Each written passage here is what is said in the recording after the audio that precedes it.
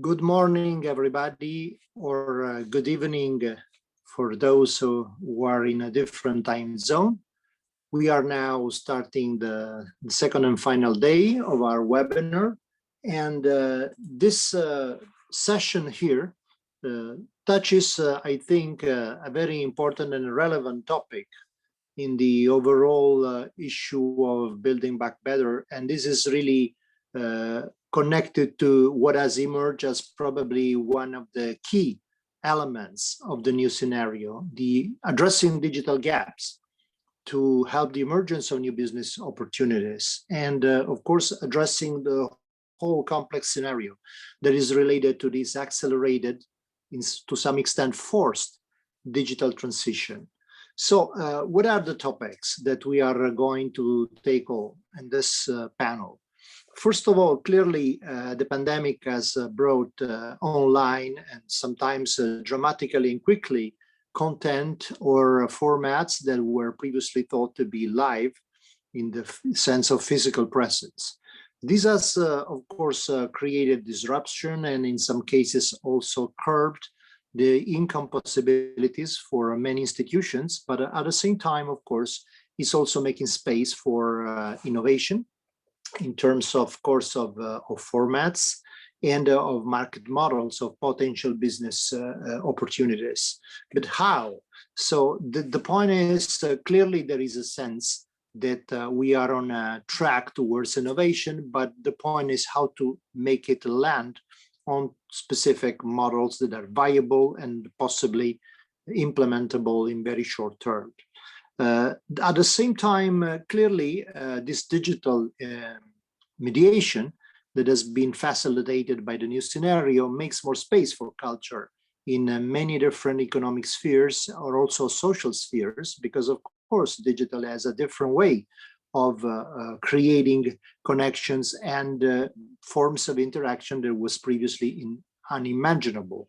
And think, for example, what it means from a point of view of smart work, for example, and remote working, and how cultural elements is important potential as a way to reconnect, to create a new sense of organizational sphere.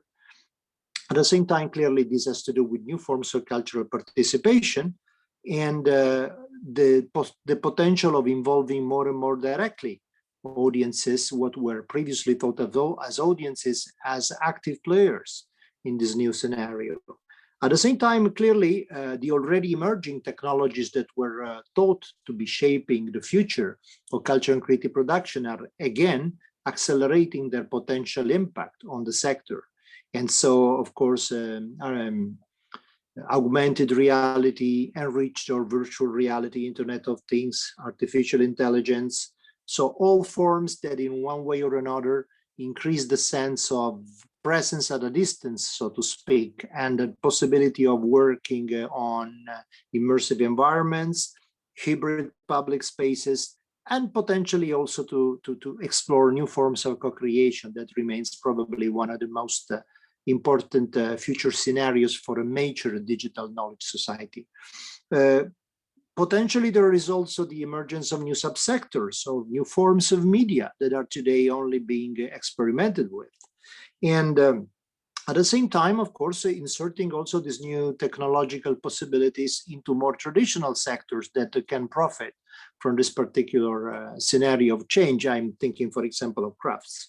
But all this requires, of course, a massive investment, both in digital infrastructure and in digital skills. So the point is, how can we facilitate this transformation? What are the bottlenecks? What are the critical elements in the picture? So you see, is a very, very rich menu of issues, but we have a fantastic panel to try and address at least some of them. And I'm particularly proud to introduce them. We have today with us Elena Malakatka, who's a researcher at the Royal Institute of Technology, KTH in Sweden. We have Laure Kaltenbach from Creative Tech France.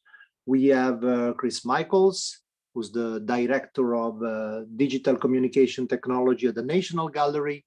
We have Martin Dawson, who's head of unit at Connect Media for the European Commission. And we have Alison Garner, the CEO of the Glasgow Film Festival, who will present the case study for this particular panel. So you see, we have a extremely qualified panel. I'm very happy to have these wonderful colleagues with me. And so without further ado, I would start the discussion. And the first topic that we put on the table is no less than what are the most interesting experiences of new forms of digital production and participation that have emerged during the pandemic crisis, and to what extent are they generating some permanent change? And I would like to give the screen first to Elena for her comments on this. Elena. Hi, everyone. So great pleasure to be here with all of you. I think you're touching really important topics. As far as my research is researching people in their everyday life, I did a pretty heavy study on how people change their behavior during the pandemic, especially according towards like digital services and products. And we need to kind of understand that there are two things happening. One thing is developing new tools and new platforms and generating this kind of new ecosystem itself. Another to understanding how people change in this context.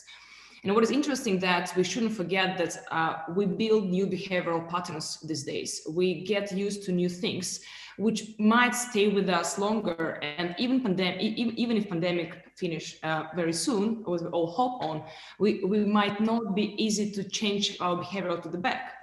That's why it's important to understand what's really going on about users' behavior and how we can build new models of and new demands for new cultural experiences. What is important that's, I think, general portfolio of digital everyday services today mainly focus on like working experiences and like people work digitally a lot. That's why we also use a lot of capacity of our everyday experience through digital platforms. But people demand culture. After work, they want to do cultural experiences. And most of the research, like surveys around all Europe show that now it's time when, okay, people fix that they can work from home, they feel safe, they feel secure. Now they move to the next part of their behavioral pattern, like leisure time. And they start to demand cultural institutions, please deliver us in the same way, something what we can enjoy. Yes, we can't do it physically, but we want to do it digitally. And here I want to give some really successful examples. One of the first festival which reacted on being digital is CPH Doc. It was March last year. The fact that their team redesigned all festival within 3 weeks and moved it completely to digital, that's impressive. And also, let's be honest, even with being Copenhagen place, they were European festival with easy VPN setting. You can really access the festival and you can really experience film festival in the way you never did before. And the numbers they showed they're really impressive because many people really were totally okay to watch high quality movies with high quality streaming from the platform from home. Another example, Göteborg Festival, which also moved fully to digital version. They created a lot of interaction with end users. They created a lot of like community discussions and feeling of being individually collective. That was also a great job. And I will give the third example connected more to art and museums, which also set a record, Art Basel Online.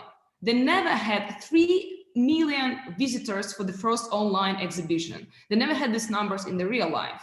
They applied advanced like 3D scanning of the objects, a lot of interaction, a lot of micro spaces for like communicating with the art competent people. So it was great. There are great examples which show that people are ready to move to digital experiences. They're ready to change their behavior, but they of course demand quality. They demand understanding what cultural institution is and why you are not actually, what is beyond the physicality of culture, how we can do it. And many examples show that we're actually ready to move to this space. And also it's time when we have no choice. And why not to use it as an opportunity to test new kind of formats, new business models, new approaches. Thank you. Thank you so much, Elena. Very much to the point. So what you're saying is that basically we were more prepared than we suspected at the first time. This is what seems to emerge. At the same time, this also gives us some space, of course, to experiment, to build on this readiness of response. But do you think there are also some outstanding issues from this point of view? What is the dark side of this, if there is any? There are always dark sides, and it's also good to be aware about them. From many points, like we researched, the more like cognitive capacity to experience digital world, because people get a bit tired of screens, and that's a fact. Your vision getting like just tired, and at the end of the day exhausted. What means that you have a limit how much you can experience digital. It's also vary from the age point and from the how intensive you before use digital content. I mean, if you take teenager who constantly sit in this with the screens, and we can take someone, I mean, person live in the forest and not always interact with screens, it's a different capacity cognitive wise. What means that our visual cortex might have a little kind of limitation how much I can take it. That's why people after work say, no more screens. And that's why we need to understand that different categories of people might need different type of interactions and different like capacity, different intensity of digital art. And we are competing with work actually. What means that we need to also understand that if people can't, we still need to find another ways like audio or like passive visual experience, like mapping on the facades of the building. So we need to understand that there is a big group of people who are ready to move to a digitally intensive everyday life, but there are many who are not. And for them, we need to be smart to create this passive digital content experience. Like France is very like famous with their like mapping festivals, and they're really now using facades as a digital kind of canvas for digital arts and different content. Also, like all types of outdoor spaces or like spaces you're unavoidable interact with, you're like a lobby of your home, like or entrance of your home. So it means that we need to understand that we might meet the problem with resistance of some groups of population. And I also think like virtual reality, it's getting really big, and people start to really buy devices more and more in Europe. Especially like in Sweden, for example, focus out on elderly, because categories of people who can't leave their home and they really can't operate all the screens. They need some kind of more easy to use. But definitely that's one of the dark side we are working on, more like capacity, physiological capacity to absorb and digest all the digital content. Yeah, and especially as we are learning now how important the embodied component of cognition is, for example, in experiencing any kind of cultural form. This means that, of course, we have to understand how the digital mediation of the screen is changing the embodied component. And from this point of view, clearly, even from the research point of view, we are unaware of what are the real problems, the outstanding problems. So this, I think, is also an exciting issue for future research, and not only for applied design in this regard. Thank you so much, Elena. Really, really insightful. And of course, thinking of this emergency created by this the disruption, of course, there are the traditional institutions that are particularly involved and engaged. So I think I'll turn to Chris at this point for the National Gallery. What has been the sense of transformation of the public space and the museum space experience that has been entailed by this change? Chris. Thank you, Pierluigi. I mean, I think it's worth, if we talk about institutions like the National Gallery, just putting the last year in historic context first, that, you know, of the last year, the National Gallery's been closed for about 6 months out of 12 months. And in 196 years of being open, that is by far the longest period we've ever been closed. Even during the Second World War, we were only closed for 2 weeks. So this is, you know, entirely new historic territory here.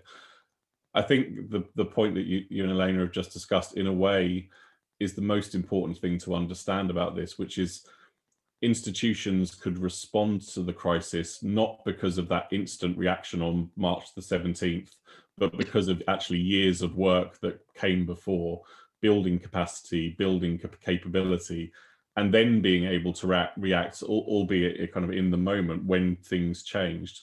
And that was exactly the case for us, where on one side, we've been building digital capability in the way we engaged with audiences very heavily for 3 years, since I joined in 2017.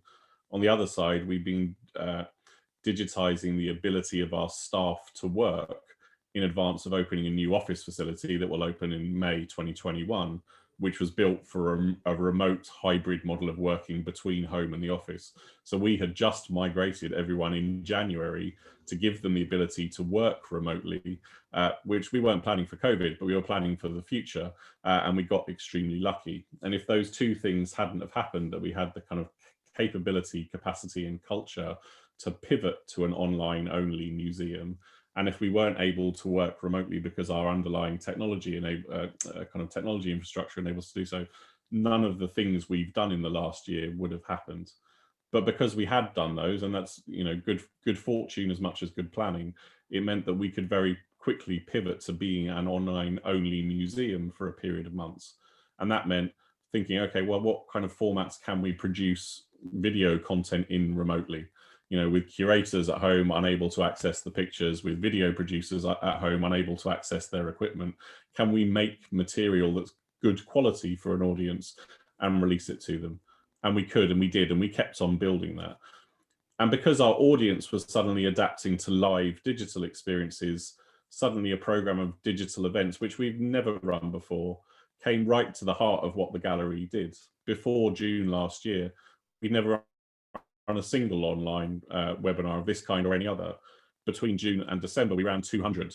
You know, so this kind of instant ramping up of kind of a new type of content delivery, not very kind of sexy, revolutionary, innovative stuff in many ways, but, you know, connecting with audiences and giving them the chance to have dialogue with a kind of cultural and creative community, we could instantly move to.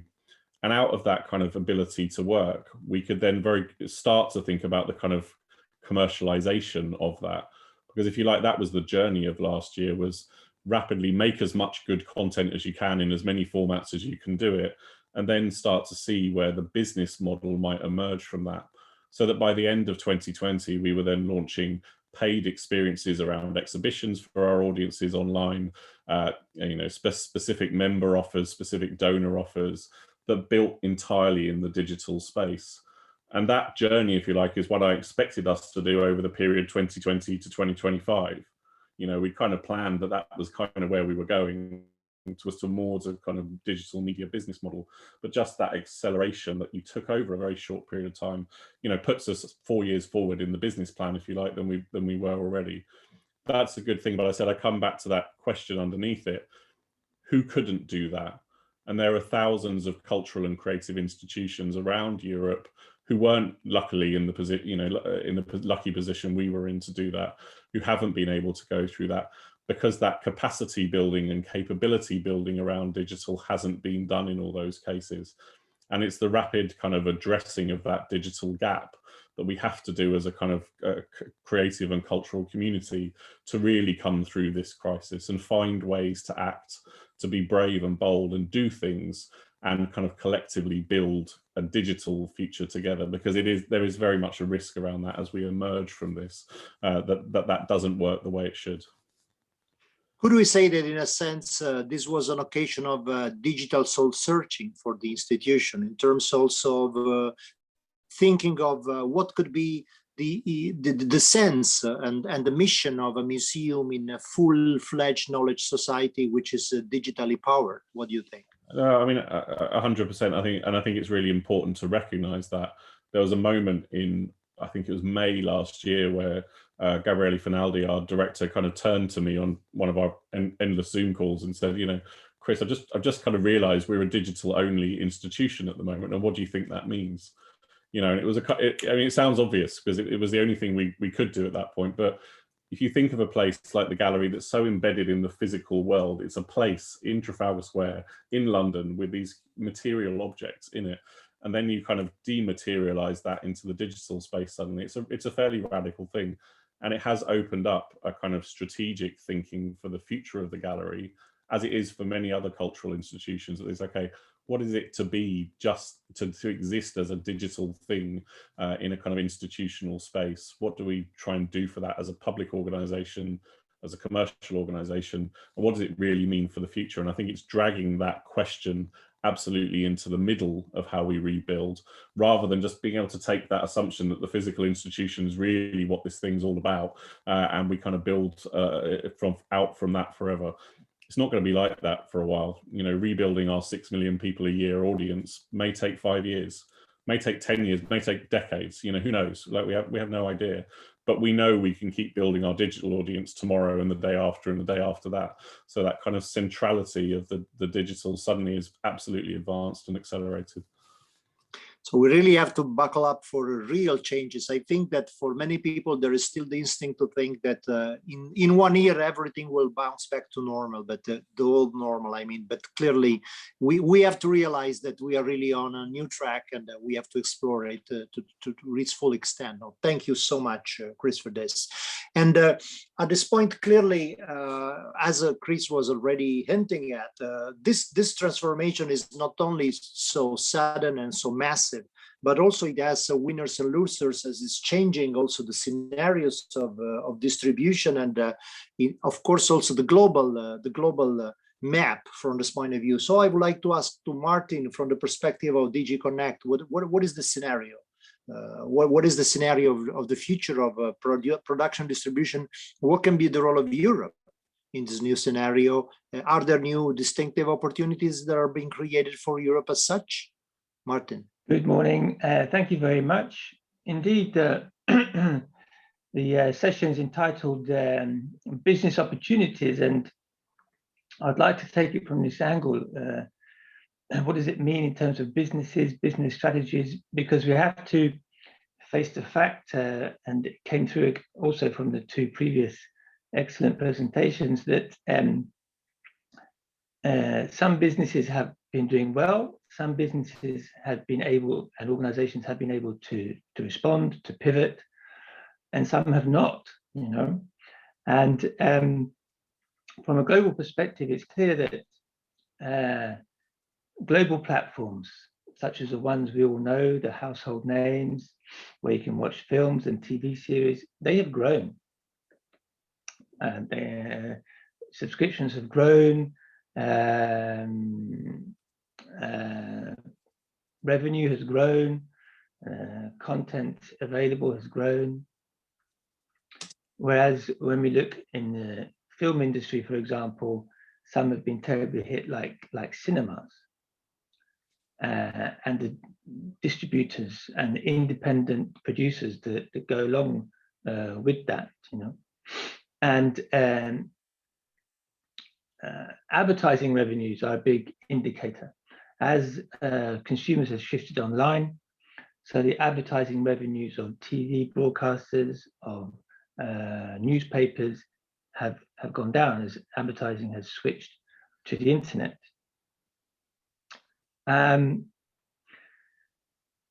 So what can be done at European level? I think the European response has to be to come together and to collaborate, because as you said, yes, the digital transition is accelerating. There are many opportunities, but in order to take advantage of those opportunities, massive investments are needed. So the question becomes, where will those massive investments come from? Because the European context is one of great cultural diversity, but sometimes this translates from a business perspective into a certain fragmentation, where our creative industries are still organized essentially around national markets. We are calling through a European media and audiovisual action plan for the industry to come together at the European level and collaborate more.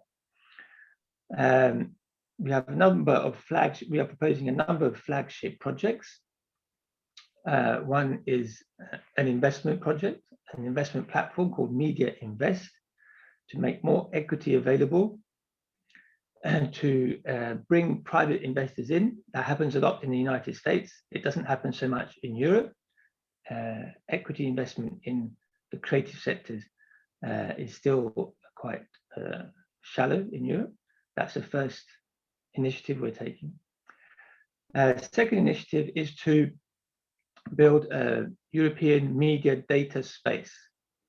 So in the digital world, data is the new oil, but a bit like oil, in order to extract it and use it, you need an infrastructure, you need know-how.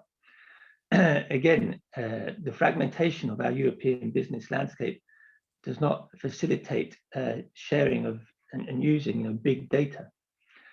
So the idea is to create a media data space where European companies can share data in respect, of course, of data protection, but use the data for content creation and for new services and for new monetization, new business models. The third flagship I wanted to mention is a coalition on virtual reality. So virtual reality is still an emerging market, but we think, especially now with the new situation, it will grow and grow. It's one where Europe, because of its unique cultural assets, has a comparative advantage, using virtual reality for new cultural experiences, for increasing access to culture. Apart from that, of course, there is the natural interface between VR and video games, where Europe has a lot of talent and skills. Again, our approach is to forge a coalition, bring the European talent together, help projects emerge so that we can produce and distribute competitive offers. So that's the approach we are launching. We are also undertaking a study on artificial intelligence in the cultural and creative sectors. It's an opportunity and a challenge. Again, this is a global phenomenon. The US and China are leading investments in artificial intelligence. Europe needs to harness this technology in a way which is in line with our own values, which are fundamentally cultural diversity, free choice. We have a vision of artificial intelligence, which is to support human creativity, not to replace human creativity. To support human creativity, AI can be very useful in doing many repetitive, laborious tasks, and they free up people to focus their time and energy on the more creative aspects. So we're just launching this study. The important thing for us is not to use AI for the sake of AI, but our starting point, our perspective is our creative industries, our European values. How can we use AI to help us? Thank you. Thanks so much, Martin, and very good news. Hearing that there is this consistent vision of attracting equity investment on CCIs in Europe, I think is refreshing to hear, because we know that so far the real problem was that realistically we were not facing the competition in terms of attracting resources with the giants at the global level. So the fact that there is this strategy in place now is absolutely, and I think, fantastic. At the same time, also the idea of the digital data space, for the reasons that you mentioned, is crucial. And at the same time, I think that, yes, this European touch, let's say, on the approach to the AI, I think is interesting, because so far there has been a rather cynical view that AI is there. I mean, there's nothing we can do if not just accommodating the development, but that's not true. Of course, there are many different ways to channel this development, and Europe, from this point of view, also, because of its long history and awareness, of course, knows that from this point of view, the human component and the aspect of diversity and free choice is crucial. So thank you very much. This is really an heartening vision of how we could tap into the future opportunity. Thank you. And thank you, Martin. And at this point, I would pass to Laura Kaltenbach, because of course, I mean, there is now a very, very interesting opportunity platform for innovative practices. What's happening from this point of view, and how can we switch from the emergency response to the strategic development? Laura. Well, hello to all of you. I'm glad to be here today. First of all, what we all see, and this is what Elena and Chris and Martin just say, that we were at the beginning of the lockdown in kind of, in terms of interesting experiences, from virtual exhibitions, very classical in a way, if I could say that, And then we moved during the lockdown to much more elaborated cultural responses.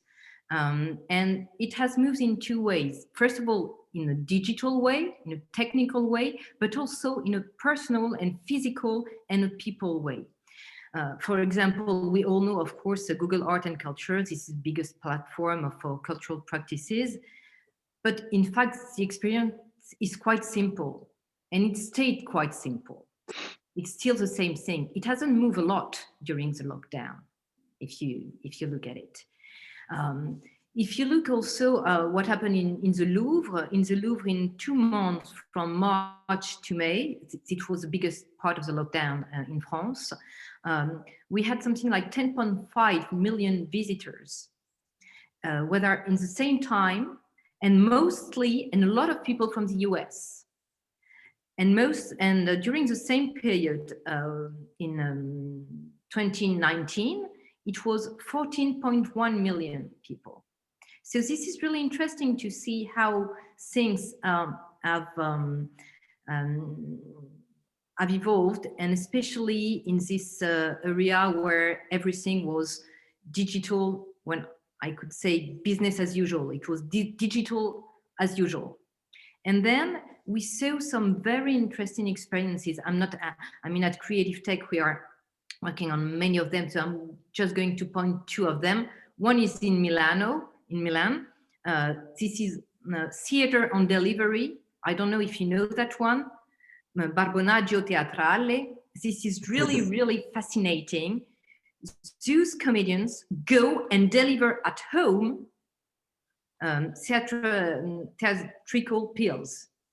So they go, and those comedians come to your place with mask, and of course it's COVID friendly, and they do play for you, and they give some little pills of theater for a couple of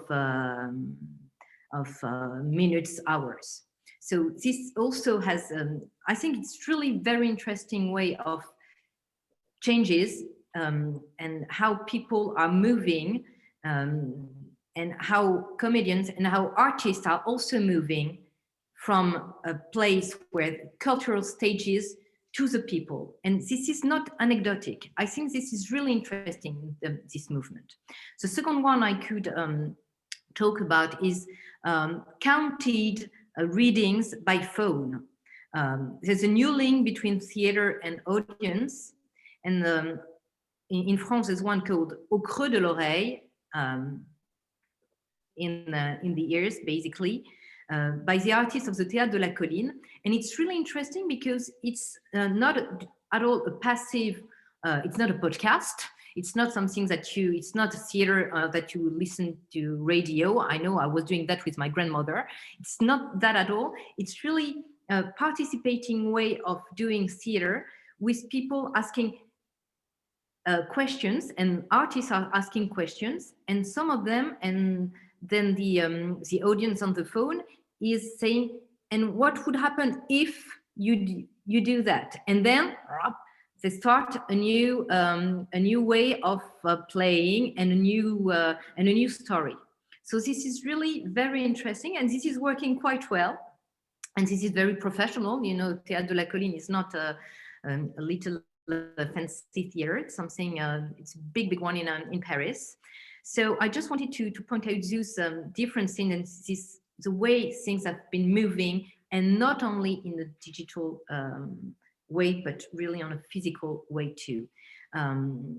What I could say about that is because Pierluigi, you were asking about permanent changes.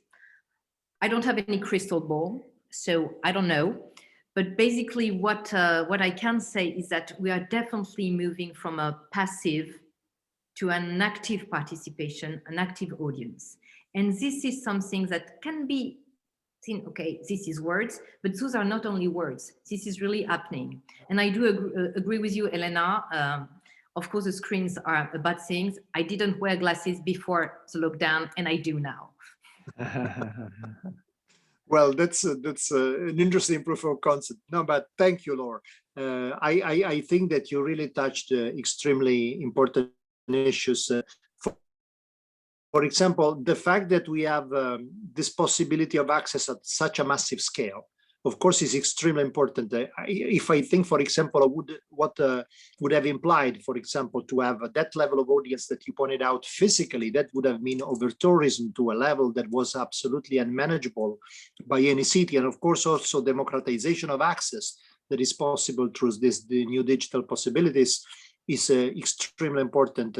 On the other hand, clearly, we know that, for example, in heritage cities, there was a local economy that was strongly connected to that particular physical presence mode of access. So from this point of view, clearly we have to reinvent, in some sense, also the local sustainability.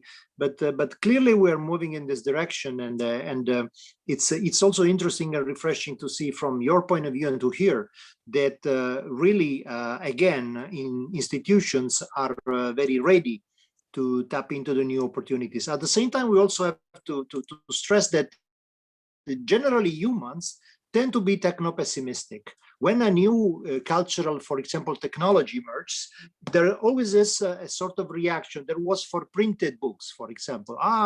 Novels are corrupting the souls of the young people, or with the radio, or with cinema. And so now that the digital, of course, is ramping up. What happened to Gutenberg? Exactly, exactly. So now that the new technologies are ramping up, of course, there is this idea of, let's say, a techno-catastrophe, disruption of our society and whatnot. But historically, what we can say inductively is that humans have always been able to cope pretty well with the new possibilities, also because, of course, this is developing new capabilities that we didn't think we had. So again, I don't want to be optimistic at all costs, but I think that there is reason to think that we are really up to something new and exciting. Of course, there are dark sides. Of course, there are criticalities, but certainly this is something that is worth exploring without prejudices. And since we are now moving into this aspect of technology, the next question is really about the emerging technologies. So as we said, virtual reality, augmented reality, Internet of Things, artificial intelligence, we already touched a bit on this, but now we really have the possibility to go a bit deeper into this in terms of how this is going to change the experience economy. And I would like to start from Chris. He already made some point about this, but how do you think that, for example, let's say a VR-driven hybrid experience space could shape the future of museums, National Gallery, of course, in the first point, but also more generally of museums? What do you think, Chris? Well, I mean, I think it's worth recognizing at the start, if you like, that the pandemic actually has put back the adoption of a lot of mixed reality technologies into the public space by possibly 2 or 3 years. If you went back just before the pandemic happened, all across Europe, I think a very interesting array of kind of mixed reality, extended reality, immersive spaces were emerging where work was being done that fundamentally was going to it will reshape what the future of exhibitions and public kind of experiences look like. You know, we'd just done a Leonardo exhibition based around various types of immersive technology. We were just about to launch a Veronese-based virtual reality show.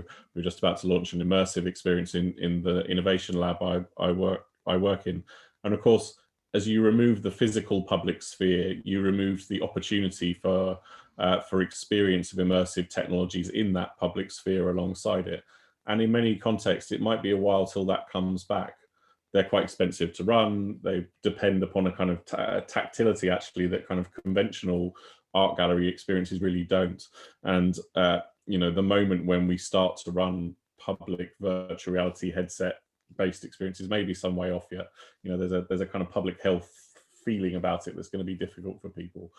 But I mean, Elena made the point earlier, you know, the Oculus Quest 2 is a bit of a tipping point for virtual reality, particularly as a home consumer experience. It's the first time I've ever seen anyone I know who doesn't work in tech actually own one of these devices. So, you know, just like normal regular people using it for normal regular entertainment, the fact that you can now watch football matches and, you know, again, normal entertainment experiences in virtual reality kind of accelerates an adoption process, which hopefully leads us towards the kind of things we've been talking about, frankly, for the last decade as being possible in this space.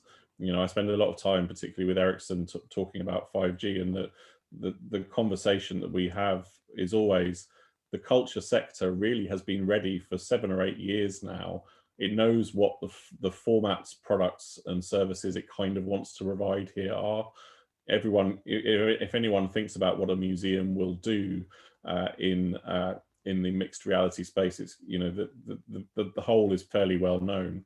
It's the kind of augmented reality experience in a museum. It's the kind of home-based experience where some of the things we do as kind of live public programming content come into the home alongside you. And then it's the kind of more elaborate kind of immersive experiences as a new format of exhibition. And we've been kind of mass prototyping those for the last decade, if you like, but the technology hasn't really been ready.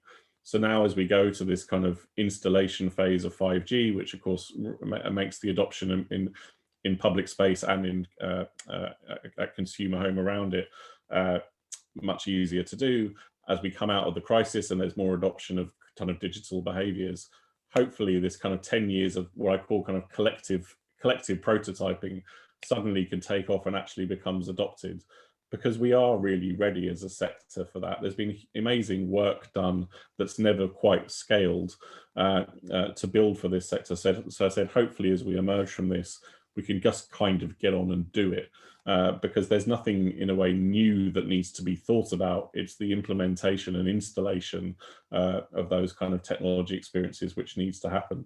And then you can unlock the economic benefits that really comes from that. You know, it's all been investment and very little kind of economic outcome at this point. It's that kind of classic pre-monetization phase, but on a kind of collective level. And now I think we can start to build the economic model that comes out of it, because you've done all that R&D work in advance. Thank you, Chris. Yeah, that's really the crucial step. And on this, I would like to turn to Elena. I mean, you are directing a virtual reality festival. So what's your take on this? What's your feeling about how this is gonna roll out in the close future? I mean, I think I started this festival 5 years ago. It's already, we built a huge knowledge about what is VR in Europe and globally and how does it work actually. But we try to approach it as like researchers more. Interesting thing that, of course, pandemic time boost acceleration of VR adaptation, and everyone start to seriously take it as a tool. But we start to do it more like where is the most needed. As I mentioned before, like elderly people who can't travel these days, they might have it as a big alternative because they can really experience something they are not able to experience. The same with artistic content like museums. I mean, big discussions about replicas of cultural heritages, photogrammetry application to really scan objects like old Venice, big discussion to scan old Venice and place it into VR to help people experience it. Like this is something where it's very like straightforward, lower hanging fruits about cultural digitalization. And VR is a tool which gives you this opportunity to experience something immersively and interactively. Big intersection between art and gaming, how we can bring art into games. And for example, in a new game development, implement some artistic like landscapes or like projects. There are a lot of like things that tribes are like overlapping in VR. I mostly work with spatial computing, understanding how physical and digital will intersect in the future. And this is also a big opportunity to understand, like, also related to the question in the Q&A, that's how to make this magic of physical. I think digital will penetrate to physical. It will be what we call mixed reality, where you would not be really distinguish what is physical, what is digital. And that's why we need to really curate it together with artistic institutions. How I can bring digital art into my home and experience latest exhibitions using like latest like mapping technology or augmented reality or any other type of technology to deliver digital landscapes into my physical world. And from the point of festival, I can tell you that it's really strong collaboration between art and science. Only artistic experience might be limited by technological advancement. What means that artists may not always understand how much you can do with spatial audio, for example. You can be in a darkness, but you can experience 3D sound in the way you never did it before. Or, for example, if it's only technological aspect and missing artistic experience, we can have very boring experience. What means that what I see with my festival, and that's what we try to like push a lot, is collaboration between art and technology, where like we need to explain to artists that there are a lot of tools and opportunities to work with multisensorial experiences, to reaching the cognitive capacity which we never did before, making people believe what they never like even might understand by just even physical reality. So that's why like my main outcome that VR is a big ecosystem with many diverse disciplines. It's not only art, it's not only tech, it's all together. It's a lot of understanding of why we're doing it, how it could be something new and next thing. So my main outcome that it's about huge collaboration effort. And great VR experiences, if you take like Venice or like Cannes Film Festival, like they're like top platforms for the market. When you experience their use cases, you understand, okay, this is something next. And this is coming, this is going to be big. And if before we spoke about it like in the general world, now it's very concrete and robust. We have technology, we have more or less content. We are lacking a bit ecosystems in Europe because we see the strong ecosystem development in like America, for example. That's kind of what we need to work on. But that's a fact that it's here and it will become our new everyday experience of different type of contents. And by the way, from a cognitive science perspective that now is emphasizing the role of the so-called extended mind, I think that these new technologies really are an incredible possibility of experimenting what are the unexplored cognitive capacities of humans from this point of view, because really what we are creating is a sort of enormous expanded extended mind, and this can really change the way in which we interact and we build our own sense of experience. What do you think? Can I also add, yeah, that's completely true. One interesting thing just from the physiology, our like visual cortex is very close to our emotional cortex. That's why VR is working so well for empathic content. And that's why it's so massively used in journalism. My favorite kind of case study is The Guardians. All work they did about VR is just great. And it's a really bar set very high. VR can bring you to experience emotional content. And that's where it's opening huge opportunity not to informatively understand art, but actually emotionally experience art. And that's what is still, of course, under research, because it's really, we overload emotional capacity. That's why people, I mean, I remember my first Cannes Film Festival, Marché de Film, when they brought Inarritu's case, like people cried, and you can see more and more often people have emotional experiences during the VR content. And I think we just need to continue building this wonderful platforms like Venice built and Cannes built and make it way more around the whole Europe. Yeah, so one of the really exciting future fields of research from this point of view is VR-induced brain plasticity. Do we have really to understand how this will modify our own architecture from the cognitive and emotional architecture? Thank you, Elena. This is really fantastic perspective to think of. And so VR is getting momentum. And Martin, what is the approach of the Commission from this point of view? Is there any specific focus in DG Connect on the future development and potential of VR? Martin, you're muted. Sorry. Can you hear me now? Sure. So VR intrinsically has wide applications. It's used for training airline pilots and many other industrial applications. Coming back to our media and audiovisual action plan for Europe, we feel that from journalism, which has been mentioned, to cinema, which has been mentioned, to video games, this remains an emerging market where Europe can do much better and has the potential, has the talent, has the skills.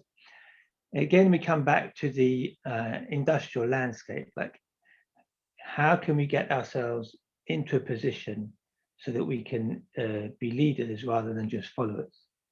And I think Chris mentioned the Oculus headset, which of course was the result of billions of dollars of investment from Facebook, for example. So from a European perspective, I think it's a bit of an issue that some of the essential gear, some of the essential technical gear is dominated by non-European players.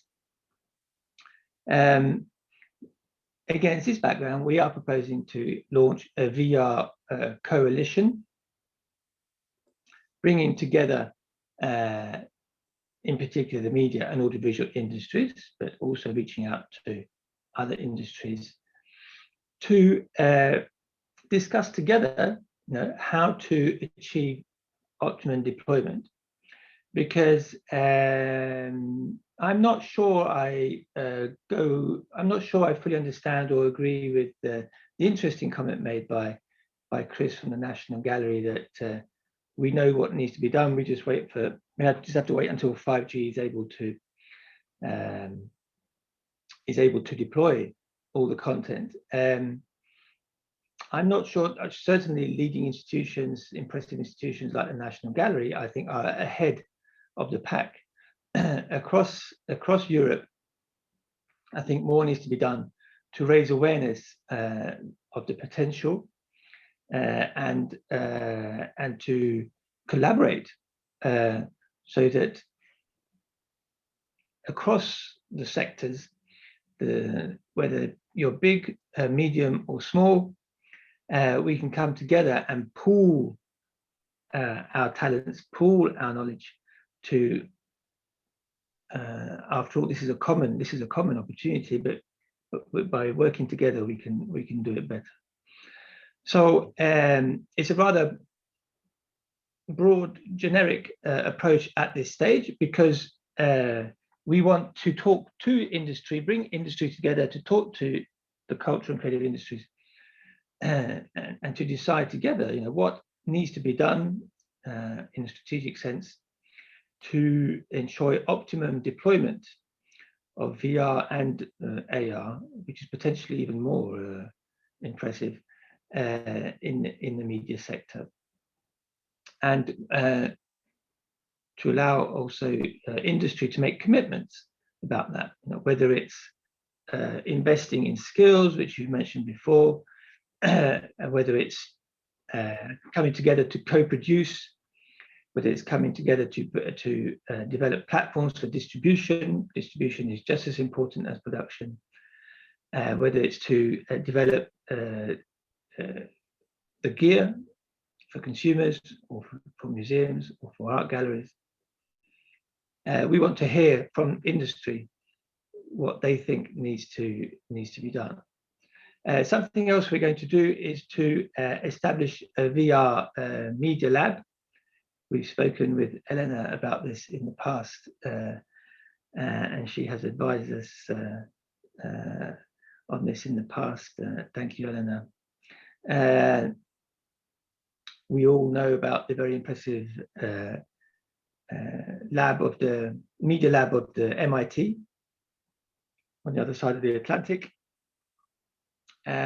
We would like to launch a media lab on virtual reality to provide a space for innovative projects, again, on new ways of storytelling and interacting, new experiences, bringing together journalists, filmmakers, game designers, and reaching out beyond the traditional creative ecosystem, which traditionally has focused on content rather than technology, reaching out to the tech community, programmers and researchers, and facilitating that collaboration to bridge the divide between tech and content, which we believe still exists quite a lot in Europe. And that will be then the ambition, the function of the VR Media Lab. And our funded projects would focus on content for entertainment, culture, and news, as well as VR applications in other industries such as such as tourism. We all know Europe has a treasure of cultural heritage, which is the envy of the world, which is why we receive millions and millions of tourists in normal, when we ever get back to the normal. But from Pompeii to the Eiffel Tower, we have magical tourist attractions, and VR, I think, has potential there as well. Thank you. Thank you very much, Martin. And Laura, creative tech, as we have seen, has really a direct bird's eye view on the developments in the industry. What's your take on the future of virtual reality? What are the fields where you find the most interesting potential developments? Well, first of all, I think that if we go back in history again, video game, music, TV shows, theater, movies, I've always used the tech. And each time they use it and they change, and in the movie industries, it has dramatically changed over the years. So it's not new. And they have always integrate those technologies in the way they distribute and they produce the content. So it's both sides. Once again, it's not one side, it's tech and art and tech. And it's always a way of distributing stuff and a way of inventing and imagining and doing and creating stuff. What I think is that we might not talk about the tech and having AR, VR, IA, AI, IoT, because it's really different stuff, very, very different stuff. AI, and I prefer plural for AI because AI can be found in vocal assistance, in distribution of content, in translation, in music algorithms. So it's really something that is very wide, and so we need to know what we're talking about. Same for IoT, can be found in a smartphone, for domotic, in cultural places, for many different things. And VR, as Elena said, and as we are doing it at Creative Tech, because we are working a lot on VR platforms, and especially during this time of COVID, is once again both a tech and an art. So I think it's really important not to have one big bag with the tech, but understanding which one are done to get to new publics, to new contents, or to creation. This is really key. Then when you do that, you can see and you can do amazing projects, amazing artistic projects, cultural projects in the different industries, and use them, because I was answering already a question on Q&A in the Zoom. People were wondering about the investment in tech. Of course, if you say you're going to develop a search engine with IA, it does cost a lot. But you can do VR with your smartphone. You can do very small things with small apps. So we have to help people. And I think this is really interesting. What we could do with the commission together with that is just to make people understand that there are some simple stuff that we can do with some of those techs, and some, of course, do need a lot of investment, because those are big projects, those are big films, and they need some other investment. But I think this is really important to have people, to help people have the capacity to use it. Because most, and I see that in the cultural sector, because you see, I'm the chairman of Creative Tech, so I'm both on the art side and on the tech side.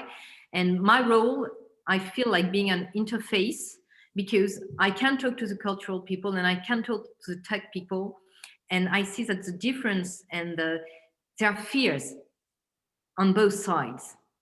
And what is interesting now is that we go and we try to mix and make that those fears, and we're not going to do that, and it's not going to happen like that. but we really have to make projects, and this is what we do at Creative Tech.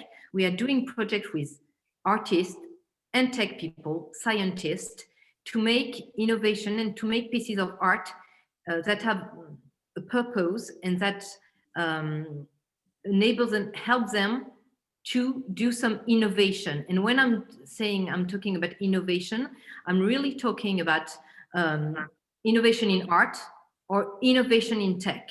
And this is really the mix of those two togethers of artists and tech people that makes a real innovation.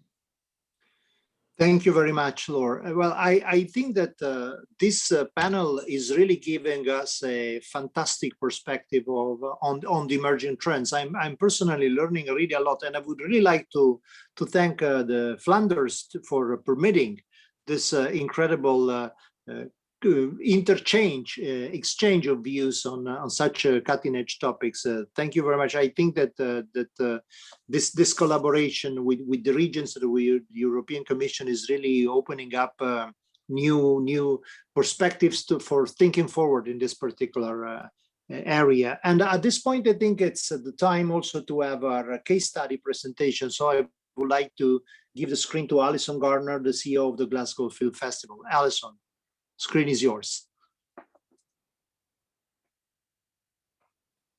Hi, everyone. Thank you so much for inviting me along. I'm really enjoying the interesting conversations. It's fascinating to hear. I'm going to talk from a little bit from a practical point of view about pivoting. So part one I called preparations, planning, unplanning, then planning on quicksand. So essentially, we closed on March 17th, 2020, like many other cultural buildings. We started to look in May at the possible effects of the pandemic and the restrictions on Glasgow Film Festival 2021. Although we did genuinely, at that point, believe we would be open and ready for business from July onwards, obviously not having a crystal ball and realising how long the journey of the pandemic would be. So we started discussions with London Film Festival to share knowledge, see what solutions other major film festivals were coming up with, what direction people were going in, what platforms they were looking at. We already had used a digital platform, but we didn't really feel it was fit for purpose for the festival. So after a lot of research and talking to people, we eventually went with Shift 72 via Indie Cinema Group, an innovative Scottish-based company who work with cinemas in Australia, New Zealand, and the USA, as well as the UK. And we began to look at a hybrid model. So we were hoping that we would be in cinemas, and we were hoping that we would have some element of online. So we were basically looking at both at the same time to make sure that we had all bases covered. The one thing that was very clear, and I was very clear with the team about, was we were definitely going to have a Glasgow Film Festival 2021. There was no doubt about that. We were just committed to making sure we were able to engage with our audiences. So in the late autumn, we were able to engage 23 cinemas across the UK, from Stornoway in the far north of Scotland to the BFI South Bank in London, who were going to screen Glasgow Film Festival films, our opening and closing galas, plus a selection of others on their screens. And we were hoping to bring our carefully curated programme to the whole of the UK, and we saw this as a great opportunity. Now I have a bit of a sad story to tell. So in between Christmas and New Year, whilst I was planning the cinema schedule, looking to see how the flow of people, what Elena was saying early on really struck a note with me. How do we create something that replicates the physical so that people are not exhausted looking at a screen? So I was looking at the hybrid model in cinema and on screen. And then I realized as I was watching the news that there were going to be no cinemas open on February the 24th in the UK. So after bursting into tears, I was very disappointed. I went for a very long walk and then had a very large glass of red wine, which I find really helps all problems. And then I decided to talk to the team and I said, guys, this is what we're going to do. We are literally just going to put everything online. We're going to pivot now. At that point, Nicola Sturgeon, our First Minister, and Boris Johnson, the UK Prime Minister, had not declared another lockdown, but I could feel it was coming. So my decision to do that was based on looking after the team, looking after the staff, looking after the audiences, and not really making people stress or worry or sell tickets for a cinema and then have to have them refunded. That's very disheartening. So we did that. I've called part 2 of this challenges and opportunities. So I'll start with the challenges. So the challenges were moving and pivoting existing contracts that we had done with films to show them in the cinema, and respect the theatrical window, and pivoting all those films online. We normally have about 180 films in the film festival, feature films, and this year we were going for about 66, 70, so a smaller program. But because we were going to be online, we didn't want to overburden people with that. There was also the challenge, and definitely interesting again what Elena said, definitely the challenge of creating something that people could walk through as if it was an actual festival and not just have 17 films online all at the same time, because that's not really very helpful to people. They need to be able to plan their time. And something I learned from virtual film festivals, attending both Cannes, Toronto, and a number of others, is you have to treat virtual film festivals as if they're real film festivals. Get a walk in between. Imagine you're walking to a different screen, have a cup of coffee, take some lunch, because otherwise you're not really engaging with the film. You're not giving it your full attention because there's too many other things going on. Another one of the challenges was buying a platform and marketing the changes, the cost of that to an organisation which essentially, as ourselves, is a not-for-profit making educational charity. We were worried about things like digital poverty in our potential audiences in Scotland. I think that's a very important question for us, certainly one that we should be looking at across the whole of Europe. As things pivot online, there's a whole number of people who cannot access the product, the content, and participate. So how do we address those issues? Replicating the friendliness of the festival and making those vital connections was another challenge. How do we try and make sure we can connect to the audiences via a virtual bar scenario? Lots of bars in the festival are busy in Glasgow with festival attendees. It's where we do our networking, our chatting, our offloading about the love of the films we have. So how did we create that digitally? And then things like combating piracy, for example, another expensive technology to employ. But the opportunities I thought were really varied. So we were able to hopefully access audiences who are normally unable to attend the Glasgow Film Festival for a variety of reasons: geographical, disability, poverty. We were able to add HOH captions to all our Q&As, for example, that were pre-recorded so that our deaf and deafened audience were able to enjoy them. Over 80% of our programme has captions or subtitles, which is a very high percentage compared to the normal festival. So we've worked really hard to engage those audiences. We thought there was an ability to engage a wider range of industry professionals to attend our digital platform, which again was a separate platform from the public platform. It was a P&I platform for press and industry screenings, but also based on events so that people could interact with other filmmakers. So that was another platform that we had to invest in, and then give greater access to press and industry via our bespoke P&I platform, and create new opportunities where we didn't have them in the physical sense.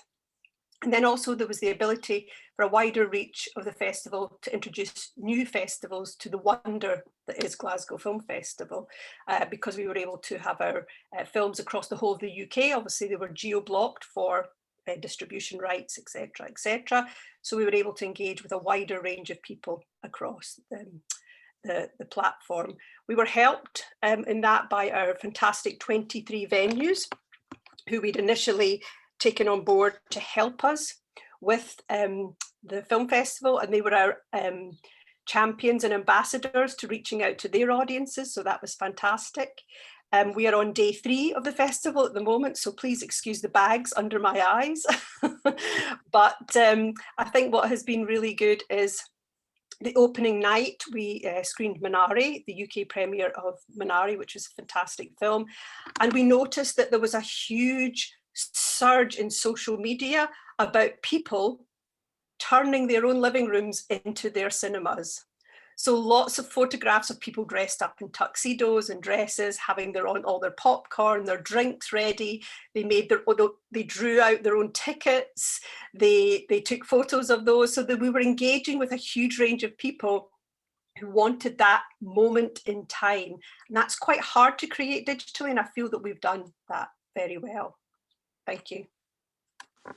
Thank you so much, Alison, and thank you also for giving us a concrete perspective of what it takes to land such a complex machinery like a festival in a moment of pandemic, but also the concrete problems like digital poverty. I am really grateful that you stressed that, because of course it's a problem of inclusion, or as Martin Smith, for example, the question he raised on the Q&A about the lack of negotiation power for artists in a situation like this, because of course we have a clear opportunity, but also at the same time, from the perspective of artists, this could be incredibly frustrating at the moment because they are really struggling, and the space of maneuver that they have is extremely limited. And this is where, what do you think, Alison? Yeah, something I was going to say that's really important to us is we're sharing 50% of the profits for our online, when people buy the tickets, that's going directly to the filmmakers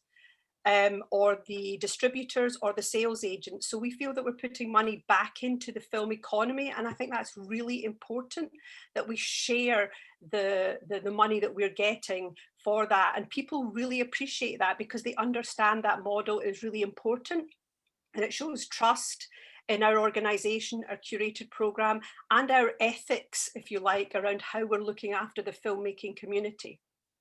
Wow, that's really interesting, and it's also a concrete tip in terms of how to immediately bridge the emergence into something constructive, and that's really interesting. Thank you for mentioning this, and congratulations. I think it takes some courage to do such a bold move in a moment of difficulty like this, but clearly I think this is really reaching out to the artist viewpoint and try to give a concrete solution. Thank you so much, Alison, for this. So this clearly brings us to the final point of this panel, which is policies. What kind of digitalization policies we need to help European countries and regions to really address the new emerging issues that we are considering.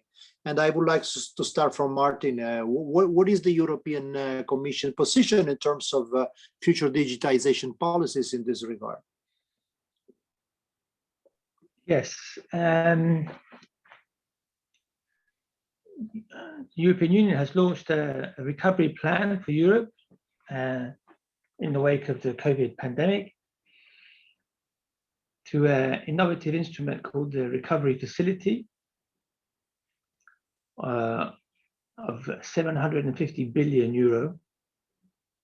So it's a massive response. It's the first time we have mobilized such funds in such a short time. And they will be deployed through national recovery plans of the member states. So as we are talking, member states are busy finalizing their proposed national recovery plans.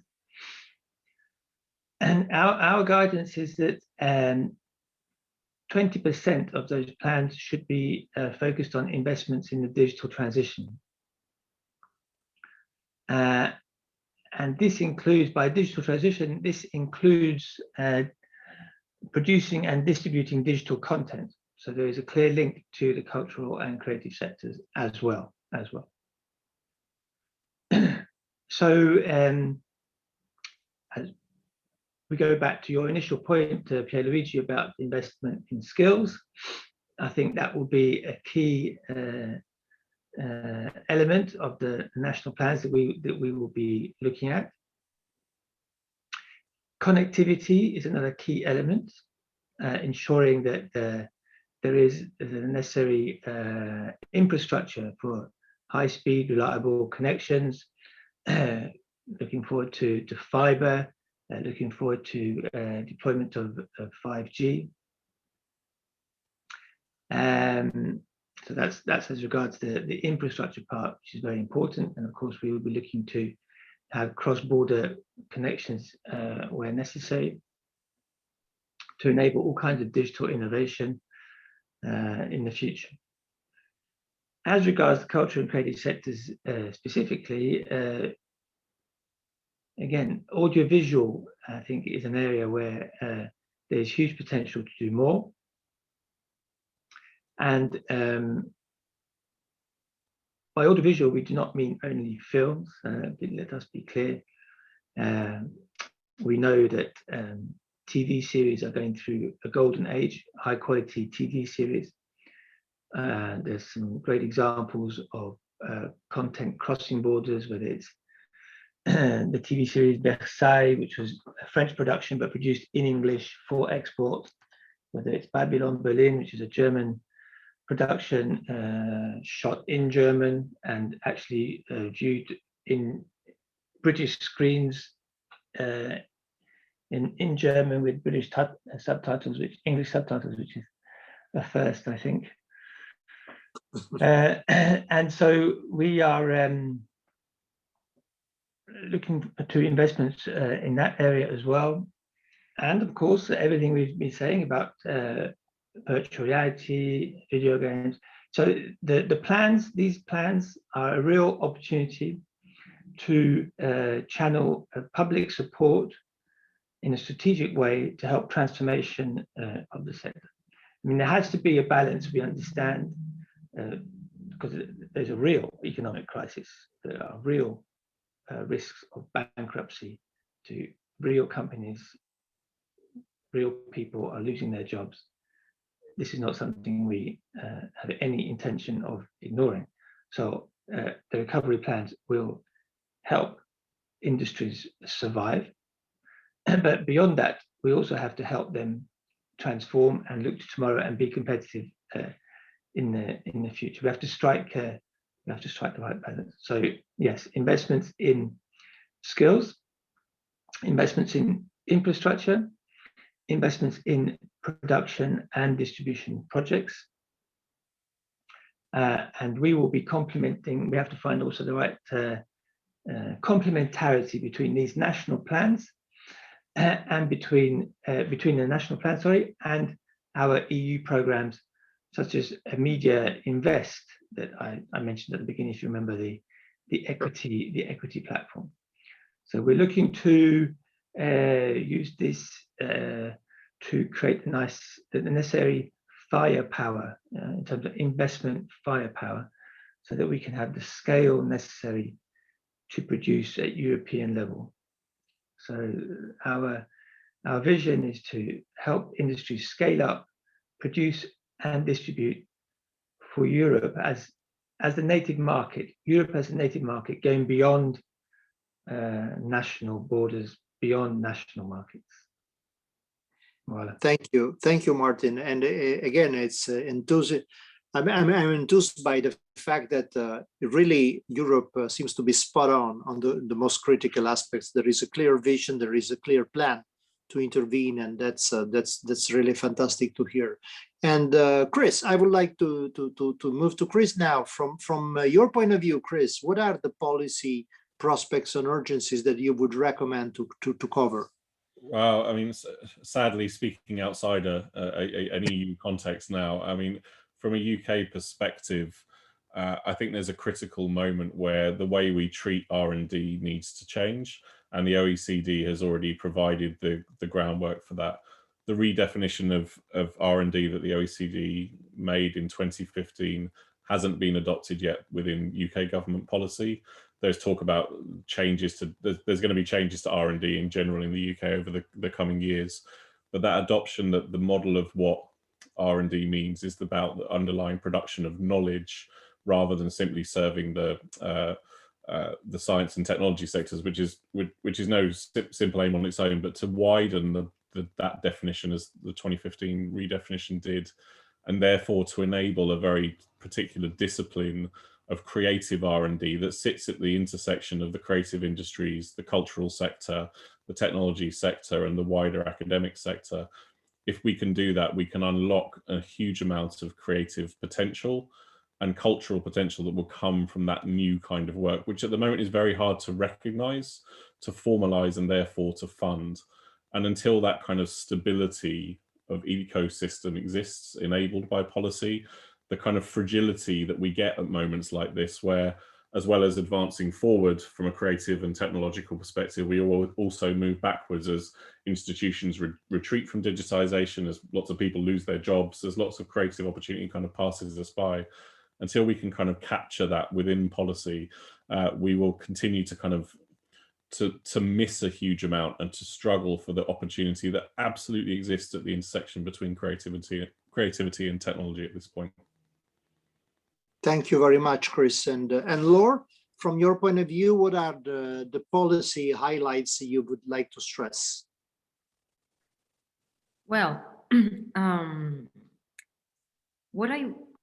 I mean, I think we've been through that already, but I think what is really important is to make real that the combination of creative, artistic, and scientific and tech competencies, talents, is a key for real, and I'm smiling when I'm saying that, but not really smiling,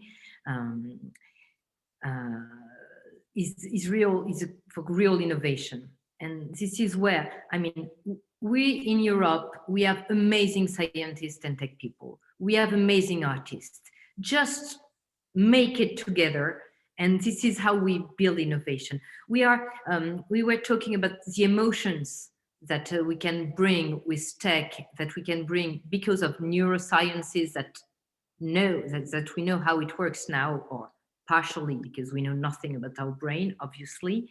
But it's really important to see how we can have some cooperation at the EU level and have a European program just putting and saying that this is a major key for innovation, and to go from way or people are against them, the one against each other, and that are going to work together to make, once again, real innovation.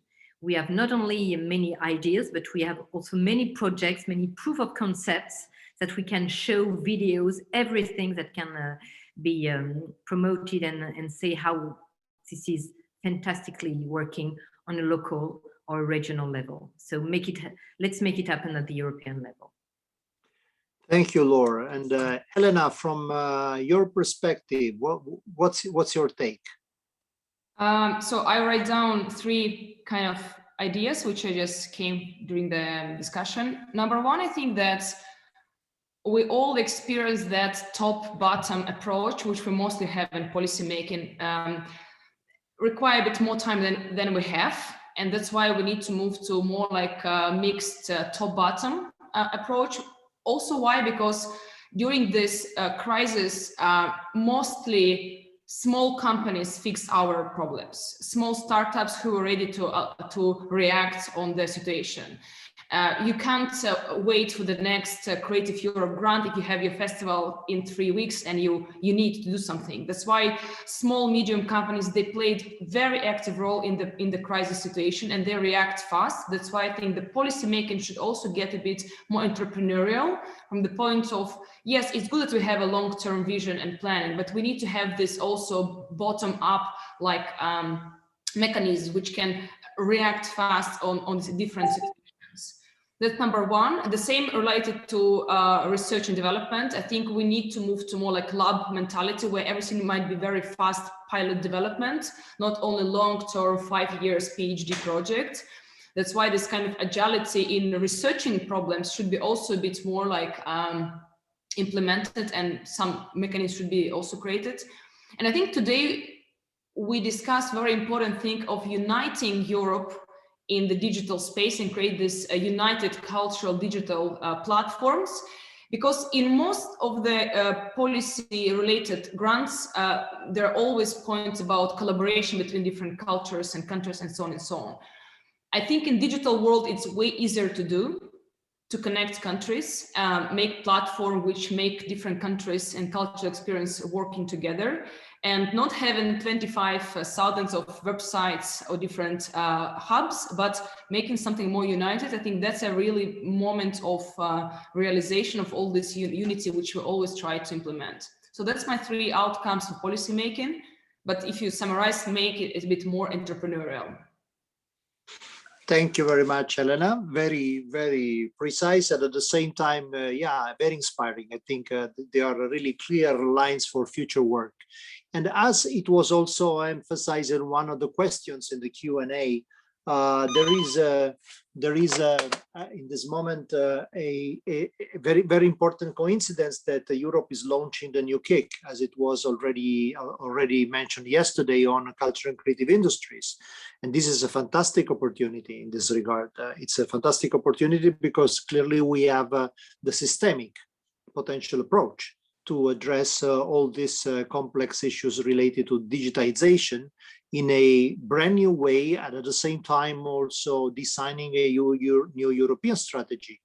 Because as it was remarked several times during our panel today, we are in a highly global context in which clearly there are big global competitors that we have to consider, and not necessarily in terms of reciprocal hostility. It's also a matter, of course, for global collaboration in this particular regard. And Europe has its own point of view that is highly characteristic and that can give a very, very specific touch to this, this global ecosystem that is emerging after the pandemic scenario. So we really have lots of food for thought. I think that that was really, personally, I found exciting and extremely inspiring, the discussion that we had. And I thank so much all of our panelists for their fantastic contributions. And at this point, we are about to break for the lunch break, and we will resume work at 1 p.m. So have a nice lunch break, and thanks so much for staying with us, and see you in a short while. Bye-bye.